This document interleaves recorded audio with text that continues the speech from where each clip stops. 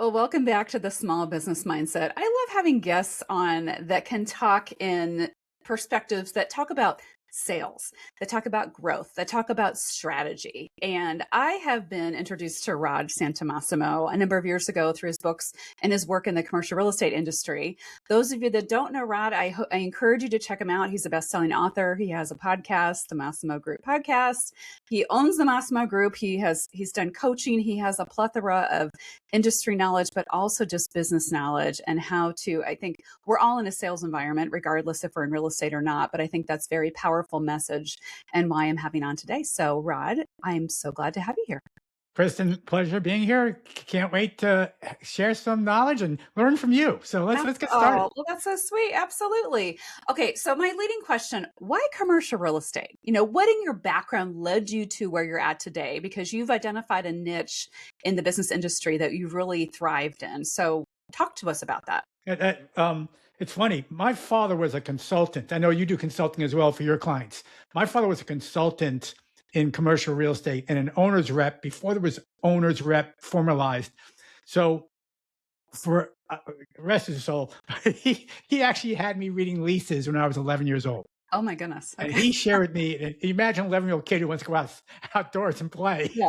I know. He Let's said, read a lease, he said, read a lease. I said, and he explained the lease to me and the business elements of a lease. It's not real estate as much as business, right? A lease that's what it is. Yeah. So, and look, growing up, everything I did had to do with commercial real estate because I was on his projects from high school to my college days. Even my grad school day, I was in an internship in commercial real estate. But I remember when I went off to Duke to my grad school years, I looked at him and turned around specifically and I said, Dad, I will never be in commercial real estate. My exact words. Yeah. Yeah. Then I went out in the real world and realized that commercial real estate thing seems pretty cool. So that's how I got and focused on I commercial said real I would estate. never go into real estate or commission-based sales. I'm like, what kind of Right. idiot does that, right? So it's what I knew and what I then really I enjoy. What I love about commercial real estate and sales in general, right? It is a meritocracy. You earn what you earn. There's no salary. There's no base. You got to go out and you got to win it every day, and that's what I love about it. Yeah. Yeah, that's true. It's also very intimidating too, I imagine. So Yeah. absolutely. As you've worked with clients and colleagues in the industry over the years, what's been the biggest hurdle you've identified in other people? Like, what is their block? Like, what can't they quite get over? I think the first thing is, well, particularly in commercial real estate, and we have consulted outside of real estate when we've been at very rare occasions. Two things. First of all, real estate people think in the transaction commissions, like you just said, right? So they don't think as far as being a business owner and creating a business and what that means and having a sales, marketing, finance, operations, and HR departments, right? You need all that. Even if it's just you need to understand that. So first, not understanding you're a business owner, not a transactor, not an employee. It's a completely different approach to how you run and grow a business. Second is, I think I heard Jeff Bezos say this in a really earlier interview. He said entrepreneurs' number one problem is, and I think it's true, is they just don't think big enough. Yes. They don't. I mean, when I started the Massimo Group and we were going to coach brokers, which sounds crazy, but all the competitors were individuals that were coaching brokers. Right now I have 39 coaches. We coach clients across the globe, mostly in North America, but Australia, Costa Rica. I was thinking big the whole time, and I still think big. Sometimes I fail, but the thinking bigger helps me understand that if I fail, I'm going to make more. It's just what it is. Yeah. So I think those are two things I think about. I love it. Talk to me about your personal process. So I love that you think big. I don't think you can be a business owner successfully without that kind of mindset. I mean, you have to. But what I always tell people with my process, I'm like, well, I have the idea and I know where I want to go. And the middle kind of works itself out the more you ask questions. But I mean, talk to me about how when you plan for your own business, how did that process look like for you? Yeah, I'm always thinking, look, I think, and we work with our clients, I think you can change your entire life, business, and even personally, in 3 years. 3 years is a short period of time. It really is. And we're going on to our 18th year shortly. So those are only 6 periods of 3 years, right? It happens so quickly, those 3 years. So when I look at things, I say, okay, 3 years from now, where's the market going to be? So I know, for example, I know right now in my core, I truly believe that 3 years from now, 50 to 70% of our clients will be coached with AI bots and not humans. I just everything I'm seeing in the market tells me that. I think I'm researching and I research AI every day. So what does that mean? We got to start moving in that direction and understanding what that will look like and what does it mean financially, operationally. I'll always have human coaches. I love coaching and my coaches love coaching, but that's where we're going 3 years from now. So I look at 3 year things. What's the plan to get there? 1 year, quarterly, monthly, and we start that process. That's how we do things. Wow. Okay. That's some really good foresight. Definitely. Okay. You asked me to ask you this earlier. So what's the biggest mistake you made? Yeah, I think everyone can learn from this one. So, I mean, everyone can learn from this one.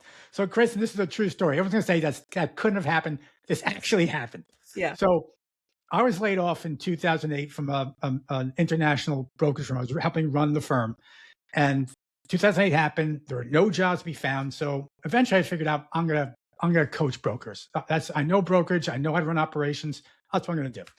So, I don't know why I did this, but I went to the NAI, which is folks don't know, that's a domestic, some international brokerage firm. And I went to their website and this is back in 17 years ago. Yeah. I personally got actually, no, I reached out to elance.com at the time, now called upwork.com. Elance said, do me a favor, go to their website, give me every single broker's name. I'm going to launch this company based on them. I had no email list. Sure. So I spent, this is a true story, folks. If you don't know this is how you should grow your business. I spent, I think it was $100 and I got 853 names. And all the work was done for me.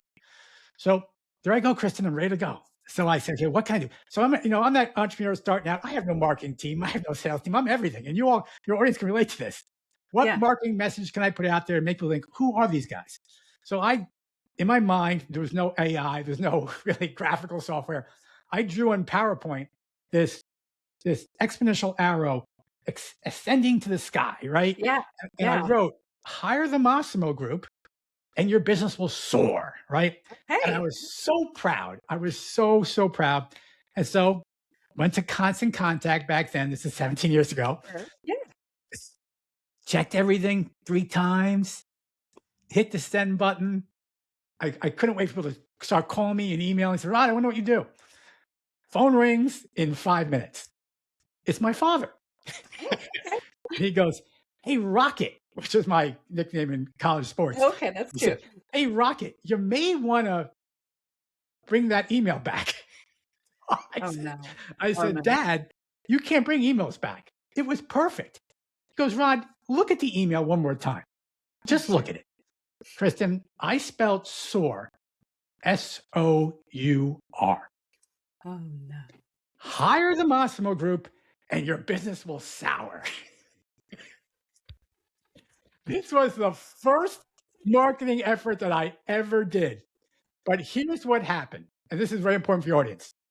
I got calls telling me I was a freaking idiot. And some people didn't say freaking. They didn't. They said, good luck, chump, right? You're never going to be successful. Come on. You are an idiot. I would never hire you just based on that alone. Yeah. Okay. Total embarrassment. But Kristen, I got so many calls saying, what do you do? How can you help me? Mm-hmm. They didn't read it. They read it incorrectly. Yeah. And I think the point of that was I learned right then, number one, always have other people check your stuff before you put it out. Oh, I was so pumped to go. It's like, it's great. Always have another set of eyes check your marketing stuff. Sure. Once you get big enough, never do your own marketing because you just shouldn't do it.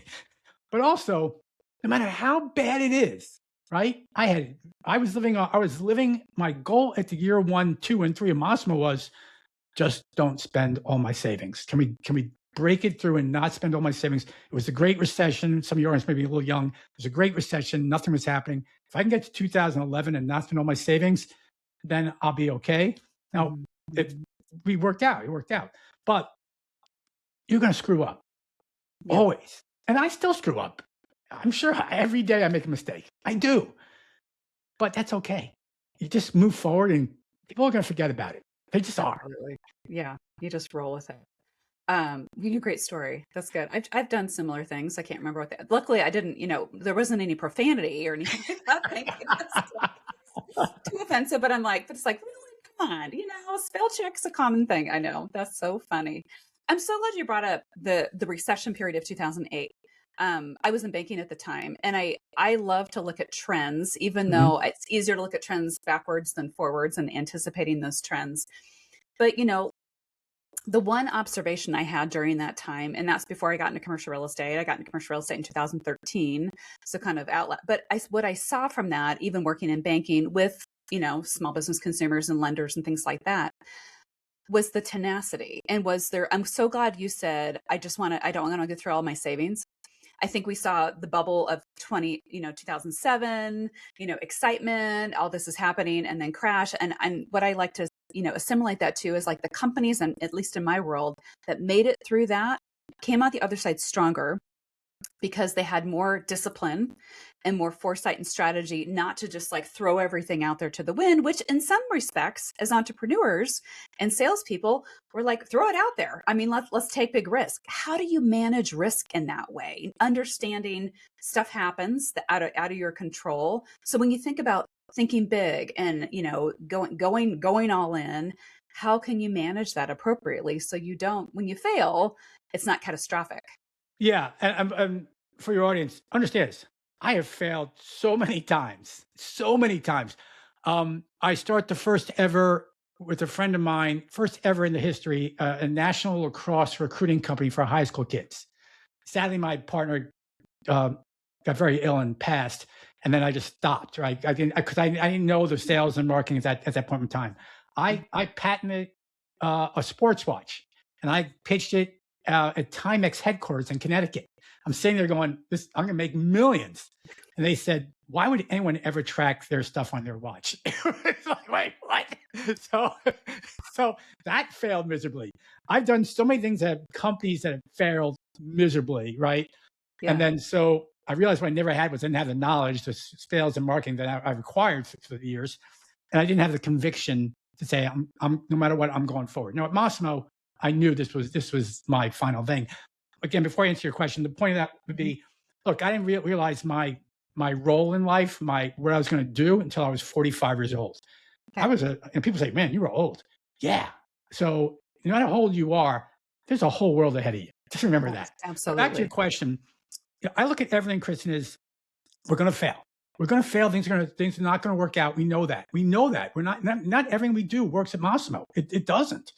Um, so if I can get a 5-to-1 return on those things that I do succeed on, I can afford the failures. It's very simple. Everything I look at, from human capital to investment in new platforms and products to investment in AI, do I get a 5-to-1 return? So to my Google ads and Facebook ads and LinkedIn ads, Instagram, do I get a 5-to-1 return? If I get a 5-to-1 return, then I can afford screwing up. I can afford failing. I can. So if I can risk that, then I'm good. If I don't get a 5-to-1 return, then I know that I'm going to screw up because I am. And we're going to end up breaking even or, gosh forbid, losing money. Now, in 17 years at Massimo, this is a statistical fact. In 17 years at Massimo, we never made less top line than the year before. Never. We never made less on the bottom line than the year before. That's So fantastic. Yeah.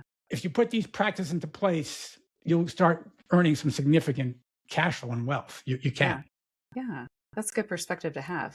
You hit on something that I want to ask you about too. What has been the impact on social media and how important is it in your marketing strategy and gaining new clients? Things are changing now in social media and client acquisition and content consumption. For the audience to understand this, I'm a coach. I always get coached. I always get coached. In fact, I'm going to Australia in 30 days to meet with my coach who's in Australia. He coaches coaches. So when I look at presence to me is marketing. How people know you right now. Who knows you is more important than who you know. It's just a Hmm. fact. Social media is really just one of three things you can do in a small market. If you're in a small market, we're obviously in a national global market, but in a small market, if you can do things, we call the presence pyramid. First of all, go out there personally. Get a connection. We found statistically, Kristen, that those who go on 2 networking functions a week make significantly more money than those that go on 3 or more. Oh, Why do you think interesting. that would be? I don't Because know. those that go on 3 or more are trying to get famous. They're not trying to Oh, build a fortune. okay. Big difference. They're not spending time prospecting sales. They're spending all their time, look at me, right? Which is, you Right. don't need to do. Folks, all you need to go is on 2 networking, personal networking, small group, one-on-ones, breakfast, coffee a week. Mhm. Second one is the physical. You need to send out physical material. You do, because no one does anymore. You're And if right. you do, you stand out. And you don't care if they take it and toss it. You don't care. As long as they see your name, your company, your brand, it goes in their head. That's Mhm. what you need. So, Mhm. and third is the digital. It just is. And digital is the wider spectrum of presence. It's the one you can all do. It's the cheapest one by far. I can send out a tweet right now and hit, I think we have, I don't know, 10, 20,000 followers, not much. Yeah. Or I can take one person to lunch. The lunch, it costs me more, but such more impactful.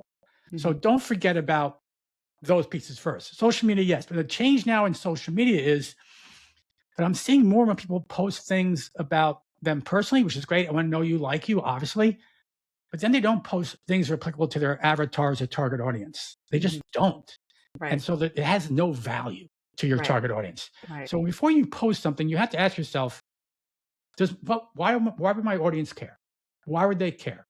So we really, we have a team obviously now, and we look at, does 85 to 90% of my posts talk about my target audience and a solution for them versus, hey, I went to New York last week and this. So I think look at that. Second, folks, especially if you're local, gotta use YouTube.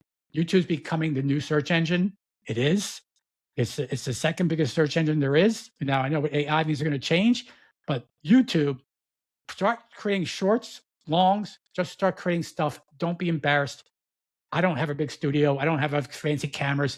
It Yeah. just works. So Yep. I would say more Right. use YouTube. Yep.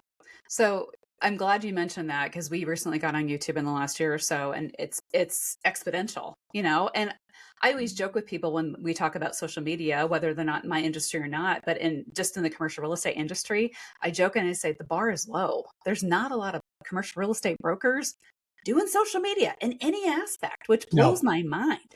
On the residential side of real estate, they're all over the place because it's more of a lifestyle brand in a way, you know. So why do you think that's so intimidating to people? Do you think it's they think it's not necessary? Do you think it's not, you know, I have a core, you know, group of clients and they're not on social media. I mean, what are yeah, your thoughts on that? this is going to strike some people wrong and some of my friends wrong, some of my clients wrong. Yeah. Most people in commercial real estate, social media are doing it incorrectly. They just are. In fact, I'm going to do a study and put it out there.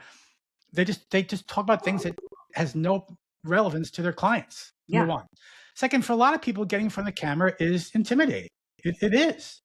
So if you don't want to get in front of the camera, right? If you have a pretty face like Kristen, right? Look at me. I have an ugly mug and I get in front of the camera. But it's then think about a podcast or an audio and use your voice. Or think about Yeah. LinkedIn and use text in your writing, right? It doesn't have to be just one. Now, the Right. beauty about YouTube is right now, Kristen can take the transcript, make that an audio file, right? Take the transcript, make it a text file. So YouTube, once you create a YouTube short or long or video, you can take all the material and create other content.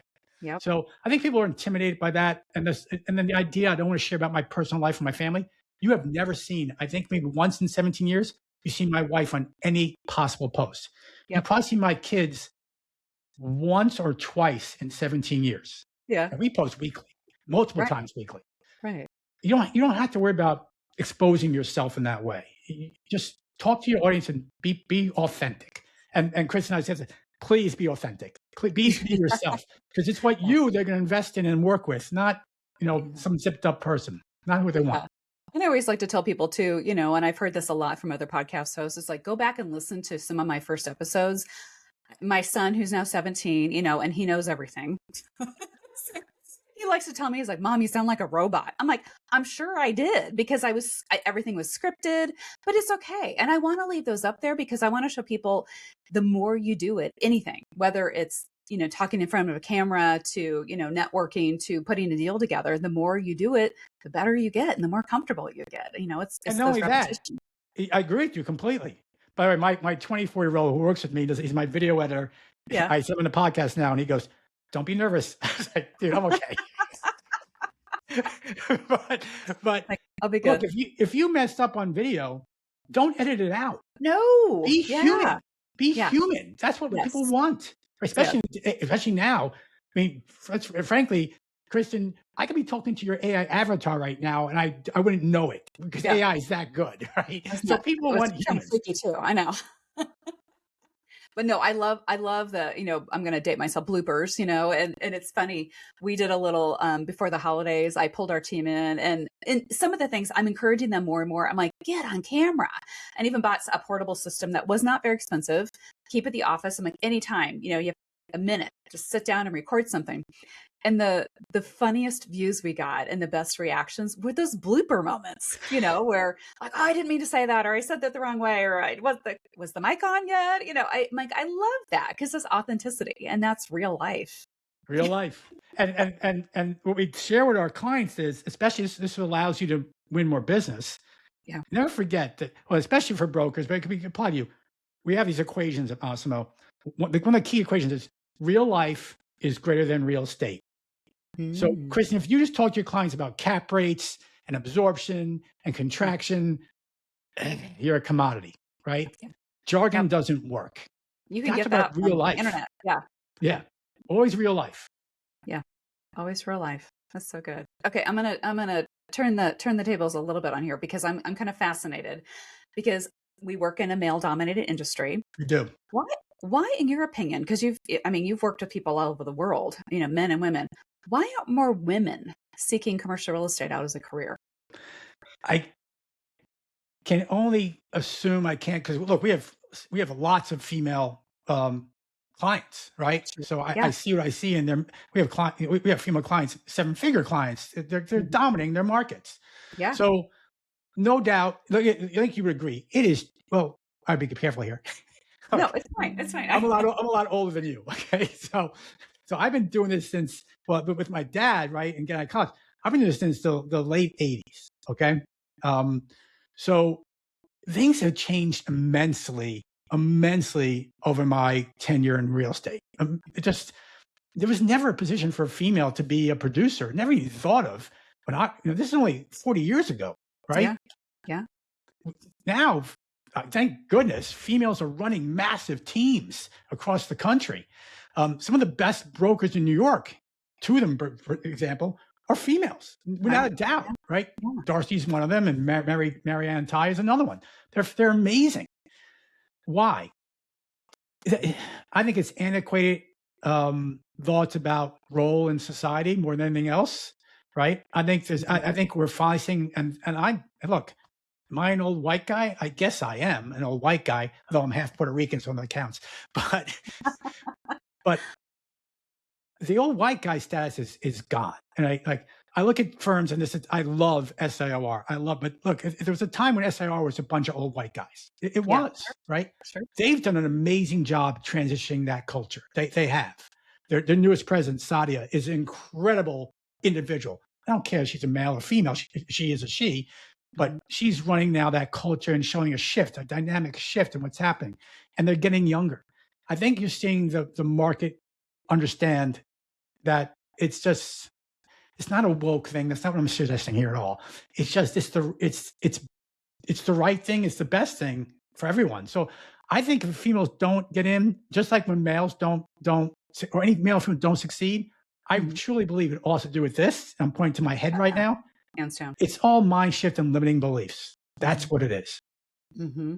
I'm so glad you said that. And I'm part of a group that's actually headquartered in Kansas City. It's called Women in Real Estate Development. And it was actually put together by a couple of female brokers as a way to hey, let's engage other women that want to learn about commercial real estate brokerage and investment. And I would say most of our members are not in brokerage, but they're in, they're in marketing, they're in architecture, they're in banking, they're in stuff like that. But I love the fact that we're bringing each other together and saying, hey, listen, it's not as scary as you think, which is pretty cool. But yeah, and it's I always joke a little bit about our industry because it doesn't take an advanced degree to get into real estate. It doesn't take rocket science. I mean, you don't need a lot.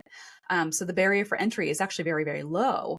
But sometimes people think the barrier for success is very, very high. You know, how do I achieve all that? How do I put those things together? So I'm going to go back to sales for a second. Okay. So whether you're in real estate or whether you're in business, you know, and I know this is not just one thing, it's a process. When you think about sales, and I think every single company, regardless of what you do or make or how you do it, we're in sales. I mean, we want to Yeah. make a profit. If we think about tactics and think about somebody that's just starting out, they're thinking about, okay, I'm in corporate America and I'm ready to start my side gig because that's a lot of my clients. You know, I'm ready to get into small business. What are some things they should be thinking about from a sales trajectory? Okay, how do I jump in and get started? I know you mentioned, you know, getting out and networking and using those tactics, but it's also like But that's presence and that's marketing. That's not true. sales, Yeah, right? that's sales. Yeah, Yeah. sales is different. So whether you're just starting out or you're a seasoned veteran, if you can answer the basic two questions of who do I serve, how do I serve them? You got that's the first. You have to answer those questions. Who do Okay. I serve? If you say I serve everybody, figure it out quick. You can't. You just can. you be a commodity. No, you Yeah. can't command higher fees, higher rates, higher whatever. You can't. You got to figure out who I serve and how do I serve them. That's the first thing. Once you figure out who your, you know, in coach speak, your avatar is, or your persona is. Once you figure that out, then okay, now that I got that, what are their goals, aspirations, objectives, pains, fears, right? Not only demographics, but psychographics. Figure all that out. Now, look, if you're saying, wait a minute, how the hell do I figure that out? Use AI and tell AI, here's who I serve. Here's how I serve them. Help me define their goals, their fears, their objectives, their aspirations, their demographics and psychographics. And AI will help you immensely. It will. I love it. Yeah. So Yeah. once you figure that out, now you can craft messaging around those fears, aspirations, and beliefs, and not just the thing like I can save you on your taxes. I get that, but how can you put that message to resonate with someone who wants to reduce their taxes or whatever it is that you do? So that's how I first start out. Answer those two basic questions: who do I serve? How do I serve them? Figure out all the psycho and demographics, beliefs, and fears, and then you have the framework to do it. Now, some people still sell by phone, and by the way, Kristen, by our tracking, the phone is the number one source by far of all income in our industry, by far. Okay. Wow. Number two, which will work for any industry, is we consider it well, Kristen, I'll ask you, how many past clients do you have? Oh gosh. Hundreds. Hundreds. Yeah. Okay. Now, Kristen, I'm going to coach you now. Okay. Kristen, you have zero past clients because perfect example. I got a call back years ago when I was doing the sales from Santomassimo. Gentleman who's still a client of ours called me up and said, I'm calling because I just read in the paper, just out how long this was. I just read in the paper, my client moved to a new building. And so the obvious thing was, well, he's not your client, is he? And he said, that's why I'm calling, right? Like, yeah. So look, here's the thing. Everyone, you have to track the people you work with over your entire year, entire career, excuse me. Kristen, you said several hundred. Kristen, I'm going to coach you. You should know the exact number. You should. And here's what you do. We call those inactive clients, not past clients. Past means there's someone else's prospect. Past, like Mr. Wonderful on Shark Tank, you're dead to me and I can work with you anymore, right? Past clients, inactive clients means they're my client. Don't put your hands on them. We're just currently not active. So what that means is that now you have campaigns around your inactive clients. Okay. This is the number two source of income by far in our industry. Number three is not even close. Number one, the phone. Number two, the inactive client. So sales becomes, and I'll break it down for you. So Chris, I'm gonna make this up. Let's say you have, I'm making it up, 200, it's probably much more than that, 200 inactive clients. Okay. Kristen, there are 20 days in a month. So that means that every day you will call 10 inactive clients, every single day, every month for the rest of your life. As that list goes up and down, people will pass away, people will just not be valued anymore, and you bring in more clients. Every day is what you do. It's like the apple a day theory that the old doctors said you made back in the day, right? Yes. If that's all you did, you would never go broke. In fact, your business would blossom. So everyone out there, here's a coaching for everyone out there. You get all your inactive clients, You divide them by 20. You call them every month. Will they pick up the phone? No, they probably won't. So you leave a voicemail. Who cares? Then you send a text or an email. But this is the framework you use on these calls. This is the exact framework you use that will get you more money going forward. It's only 3 questions, Kristen. Ready? Question Do number it. 1. What's new? What's new since we last spoke? What's last transacted? What's new? And if you know them very well, you let them know what's new with you. Well, I just closed this, and this. I just did this. Let them know you're also increasing your value to serve them, right? Mm-hmm. What's new? Let them talk. And if you know them really well, it's not, again, real life is greater than real estate or other business issues. Right. What's new with the wife, the kids, the husband, the spouse? What's new, right? Just find out. Next question. What's next? What's next with the business? Obviously, what's next with your taxes, your plumbing, your concrete issue, whatever it is you sell. What's Yeah. next, right? And then tell us if you don't real well. Next, I'm doing this next, right? I just told you I'm going to Australia next month. That's what's next for me. Then you say, the easiest question that you always ask is, you know what the next question is, Kristen? How can I help? That is it. She knows. How can I help? How can I help? Now, here's the goal. So my number one client, I say number one because he's been with me the longest, and he's the only person I personally coach. Everyone else we coach, the hundreds of clients we have, other coaches. His name is Bob Knackel. He's probably the GOAT of brokerage. Gotcha. He's sold more billings than anybody else. But he's been with me for 14 years now, every week. So he calls me up and he says, and understand, folks, I'm a Duke graduate. He calls me up and he says, my kid wants to go to UNC. Okay. First, I said, Bob, you know who I am. You know who I graduated from. That's like taboo. We're done talking today. We're done. We're done. No. But immediately I said, okay, let me find out of my friends who went to UNC who they know to help you out. The point of the story is it had nothing to do with the business side. It had everything to do with the relationship side.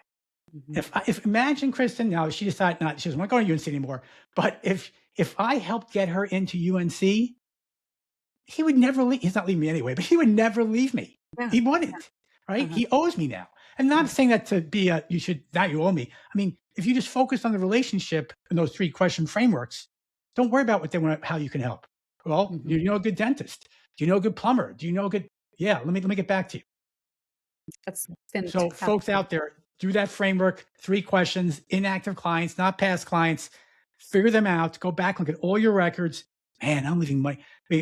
Look, when we did this with Bob Knackel, this give you guys some context. Don't worry about the numbers. Numbers are inflated. They're not inflated. They're actual numbers. The Jew was making $6 million when he came to me. Okay. I didn't think I could help him. I was like, wow, really? Okay. We doubled his income in a year and a half. We tripled it in 3 years. And one of those pillars on how we did it, one of the few pillars we did, we put an integrated inactive client campaign in place. Okay. So I think for all of your listeners out there, don't leave money on the table. Don't let other of your competitors take your clients. Don't think past clients. Think inactive clients. And you'll be very happy. That's right. Absolutely. What a great story and what a great perspective I think anyone can implement into that. That's fantastic. I'm glad you mentioned just the be resourceful, and it's not you don't have to bring them value every day in your specific industry, but you're bringing value. I know when I was in banking, one of the ways I feel like my clients would call me for wasn't necessarily for banking services. It was that they knew I was connected.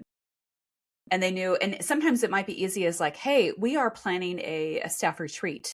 Do you have connections? Where can we hold this staff retreat? And it might have been at our facility conference room, which I loved. I'm like, let's get them in the door here. Yeah. Because we had a nice, I'm like, I'll bring you snacks and drinks and make sure you're comfortable. What a great resource and a great connection. So I'm like, all I want people to do is think of me first for whatever they need. Whatever they need. And if they think of me first, then I'm resourceful and I have value to their business. So yeah. Completely agree with you. I love 100%. it. It's funny. I love that you bring up Bob Knackel, and I followed him quite a bit. Never met him, would love to someday. But I'd be curious to, especially your work with him. When you said he came to you, he was making $6 million a year. I mean, that's for most of us, that's a lot of money, knowing he works in New York City and he works, with high net worth individuals. And I always tell my team, I'm like, who do you think our biggest competition is? And I'll ask you this, who do you think Bob's or your biggest competition is in your market? I asked the client that, it was a female client. Okay. Her Okay. name is Cindy Hill out of LA, one of the top producing brokers in multifamily in California, by far. Okay. Great. At one time, she worked with Keller Williams. She was the number one broker in the world for them. So I asked her, who is your competition? And Yeah. Kristen, she gave me an answer I'll never forget. Okay. She said, ignorance. I said, Mm. help me understand that one. We think ignorance is a bad word. It's not. Ignorance just means you don't know. And that's Right. not that's not it. She said, people don't know what I could do for them. So when people ask me that question, I say ignorance. People don't know what I can do for them. Now, whose fault is that? That's my fault. It is, because I haven't got in front of them.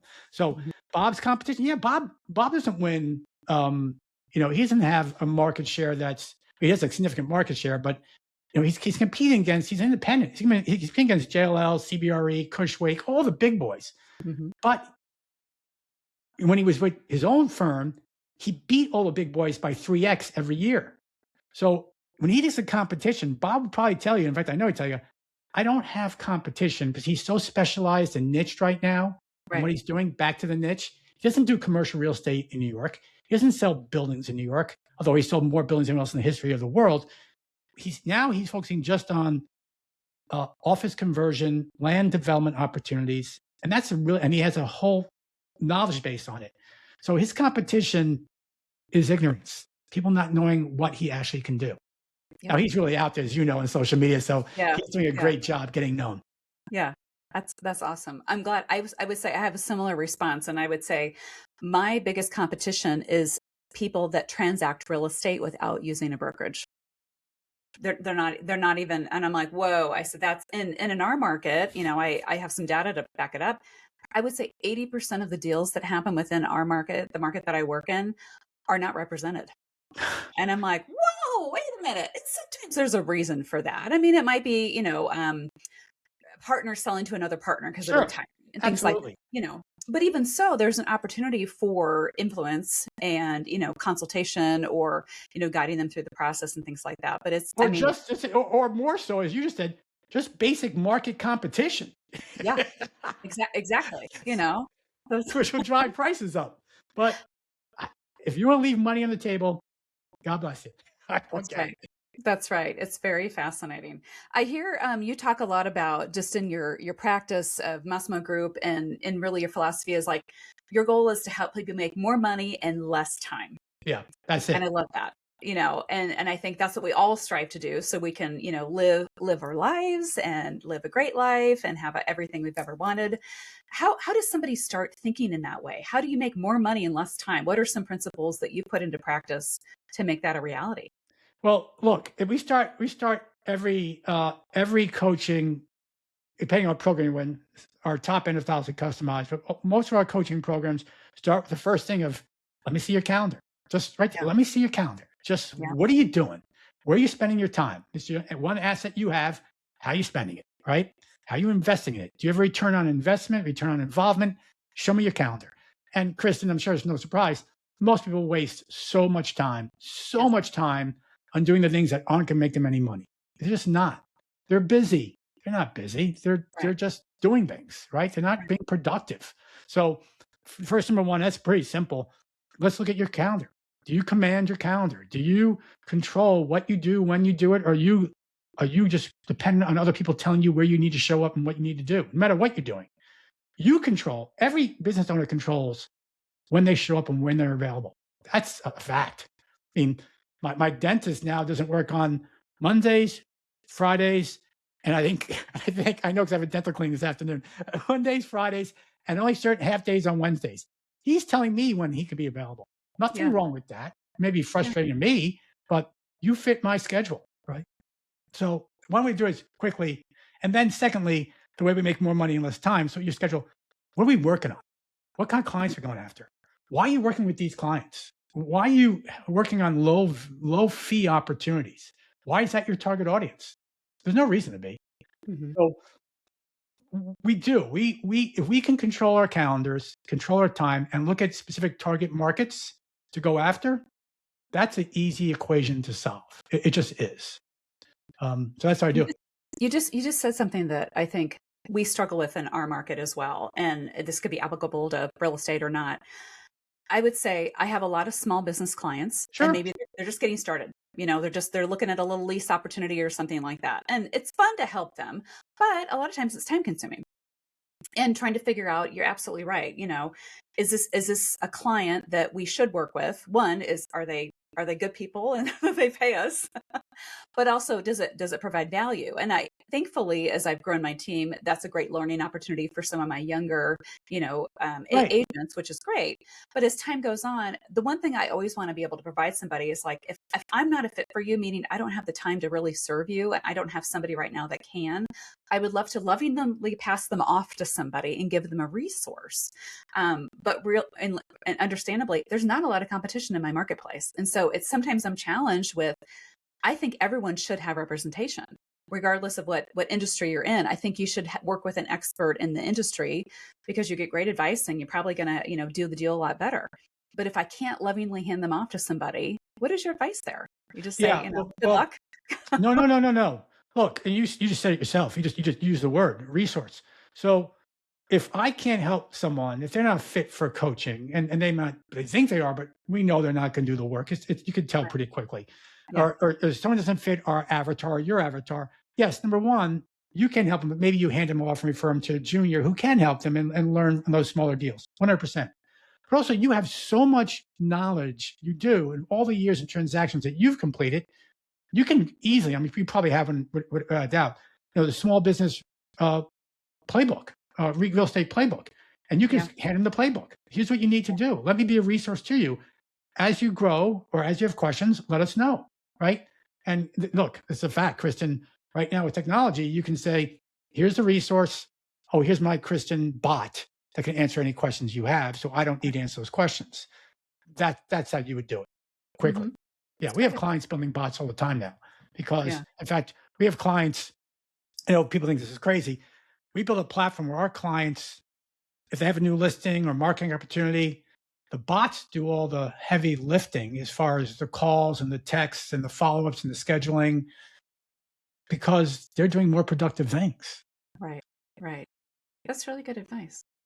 All right. One last question as we're kind of wrapping up. Wait, well, wait, tell everyone how to, want to tell you how you're going to do this? Ready? Yeah. So everyone, you got to create a resource or processes in your company. If you don't have processes, you're not going anywhere, by the way. But so ask ChatGPT or whatever AI platform you use. Tell me your objectives and say, ask me a question one at a time, right? One at a time. Let me answer it. And the objective is at the end to get this. For you, get me my resource playbook for my small business folks that I just can't help right now, right? And it's going to be a long interview. It is.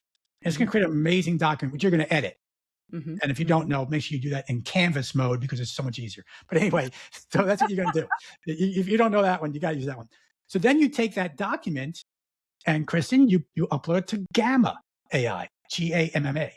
Gamma will produce a full-blown, beautiful resource guide with your brand in like that, based on the document you upload.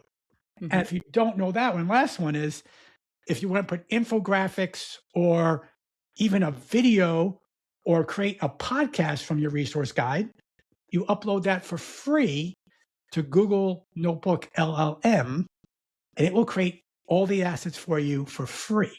Wow. Yes. So this is One I why. hadn't heard of before. Yeah. Yes, No, that's one. really good. You're going to be up all night playing with Google Notebook I know. LLM. It's like, get down the rabbit hole. I know it's You so will. much fun. It is so much fun. And I've learned a lot from AI. Thank you. All right. So this kind of actually is a great last question to ask you as we're kind of wrapping up today, but pertinent to what you just talked about. What is your secret sauce? For me, there's two things. For me individually, you may be too young. There was a TV I'm 50, show. Rod. There was a TV show called The West Wing. Do you remember that Yes, one? I Okay. love the West Wing. And I don't care if you're Democratic, Republican. I'm independent. I'll tell you, it was a fantastic program. But President Jebediah Bartlett, always asked one question. Remember the one question you always ask? It's been a while What's since I watched next? it. I got it. What's next? I got it. What's next? I am always thinking, what's next?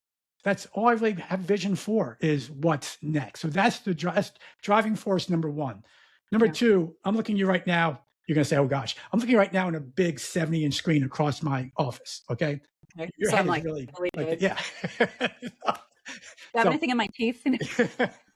but, but right in front of that screen is this big blue box. It's like, it's bigger than a shoebox. It's a big box. In that box is every handwritten note I've ever received over 17 years from our clients. How we Oh, changed their lives, how we done this, how we done that. We call it the gratitude box. I think everyone should have a gratitude box. yeah, I have Because one of those. Kristen, there's some days I walk in and go, I don't want to do this today. Right? Well, that probably never happened. There are some days I'm less excited. I just open the gratitude box and I pick up 3 or 4 cards. I go, we do help people. We can help people. Yeah, So if I can be just motivated and reinforced, right, with we're doing the right thing and always asking what's next, that's what drives me. Just to help people build the business and life they've always desired. That's it. I love it. I love it. Rod, I'm so glad you were able to join me today. And this has been really influential. I think our listeners will love it. I know I'm taking a lot of notes, and thankfully because of AI, I'll have the transcript so I can go Yes, you will. and do it all, which is amazing, you know? So um I will make sure and put in the show notes all the ways to get a hold of Rod and the Massimo group and how you can connect if you're seeking coaching services in that industry. It's a great resource. I know when your team reached out and I'm like, oh my gosh, yes, I would love to talk to Rod. So this has been wonderful today. So thank you so much for your time. Kristen, it's been my pleasure. It's been wonderful. Thank you so much.